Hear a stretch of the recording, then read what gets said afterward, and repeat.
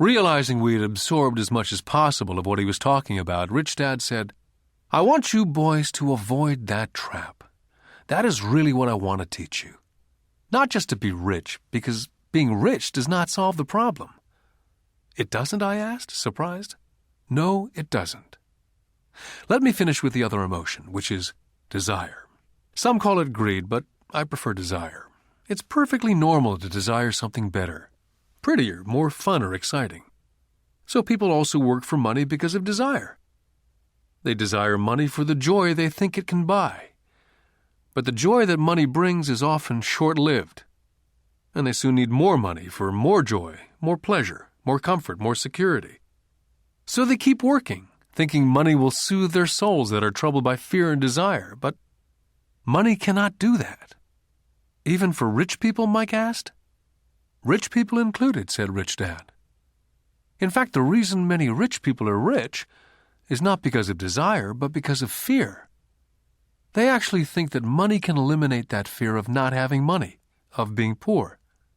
So they amass tons of it only to find out that the fear gets worse. They now fear losing it. I have friends who keep on working even though they have plenty. I know people who have millions who are more afraid now than when they were poor. They're terrified of losing all their money. I want to teach you to master the power of money, not be afraid of it. And they don't teach that in school. If you don't learn it, you can become a slave to money." It was finally making sense. He did want us to widen our views, to see what Mrs. Martin could not see, his employees could not see, or my dad for that matter. He used examples that sounded cruel at the time, but I've never forgotten them. My vision widened that day, and I could begin to see the trap that lay ahead for most people. You see, we're all employees, ultimately. We just work at different levels, said Rich Dad. I just want you boys to have a chance to avoid the trap.